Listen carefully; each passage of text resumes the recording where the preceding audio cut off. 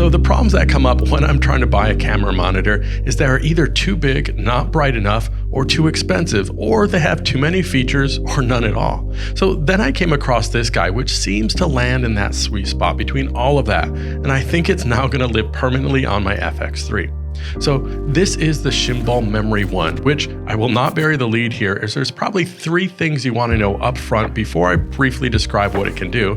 Is that it's a 5.5-inch monitor, which for me is like the perfect size, but that's not what makes it an easy buy, as there's a bunch of similarly sized monitors. So what is the most important spec? Well, it's brightness, and this is 2000 nits. And if you know, you know. I don't even consider monitors anymore under 1000 nits, well, because I have one, and my cheap studio monitor is only 500 nits. My phone is like only 475 nits, which is still more than most camera screens. So this is why on bright sunny days, it's almost impossible to use your phone, or in this instance, the screen on our cameras. But now I can use my camera outdoors and be able to nail focus or exposure. Now price, which is the final piece of the puzzle, and currently this is only $239, which is nuts because of how bright and compact it is. And this is before I even mentioned some of the features.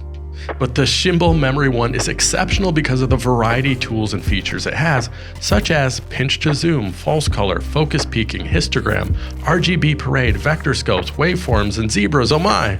So quickly, pinch to zoom obviously allows you to zoom in on your footage to see if in fact you are in focus, and I love this. And then you've got false color, which displays different colors to represent different exposure levels to see clearly if you are under or overexposed. Now focus peaking, which I always use, highlights with a variety of colors and intensities the edges of in-focus objects, which is essential especially if you're using a manual focus lens, as I was here. In fact, I was using a tilt shift lens, hence the crazy focus plane. But I couldn't have shot any of this, especially in S-Log3, without being able to customize my focus peaking. Now you also get a histogram, which shows you the distribution of brightness values in your footage, RGB parade, which graphs the levels of red, green, and blue, and then you get vector scope, which shows the hue, saturation, and luminance values, and then waveform, which is fantastic to display the brightness values in your image over time to keep you from clipping your blacks or whites. And then you get zebras, which display stripes over your areas of overexposure, which can help you avoid blown out highlights. Aside from all that, you also get anamorphic de-squeeze, and not just 1.3 and 2, Sony firmware 3.0, I'm looking at you. But even those are not necessarily the main highlights of the memory. So this is the Shimbol memory. It's called this because it can record internally. In fact, it came with the SD card already loaded with, and I'll get to this, but conversion LUTs already in there. But it has a memory card because you can record on the Shimbol.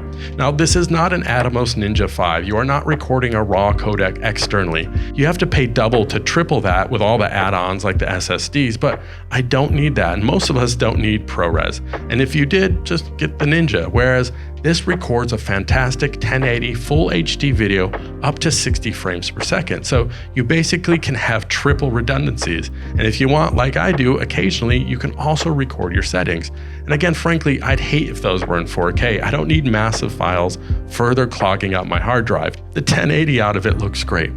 But what's also great is that you can load up your own LUTs, which I know you can finally do on your FX3, but most cameras you can't. So previously I used to avoid shooting an S-Log3 because it's hard to expose for it, especially outside. But with the memory, you can shoot in a log format and view on your monitor with the LUT on, and then you'll see precisely what you get, and it's not baked into the footage. You still will just get your log footage on your timeline to color grade however you want, but it makes shooting so much easier, and Shimbol has LUTs preloaded on the included memory card, which again, for the price is crazy. Now, I use Gamut for my conversion LUTs, as you've been seeing. They have, in my opinion, the cleanest and most affordable LUTs, and it's linked below. Just check them out because I've tried a bunch and I always come back to Gamut. But I just take the card out, I plop any LUT I want into a clearly marked folder, and bam, 3D LUTs on your monitor. It obviously also has full-sized HDMI in and outputs, and it takes NPF 970 batteries, or you can input DC power. It also has a 3.5mm audio jack to monitor sound, and it comes with a screen protector and a full HDMI cable. Yet maybe my favorite included accessory is this 1/4-inch shoe adapter. You know with those cheap monitors you get those weird arms to connect to the camera? So of course you have to go out and purchase a proper cold shoe adapter, as I've had to do in the past. Well, nope.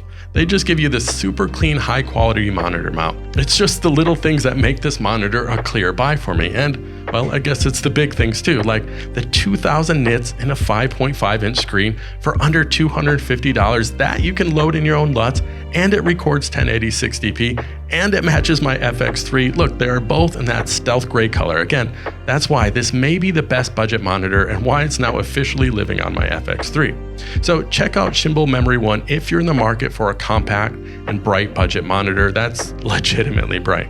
Okay, thank you guys. I have a bunch more videos about videos on the way, so consider following along and subscribing. All right, thanks guys. Bye.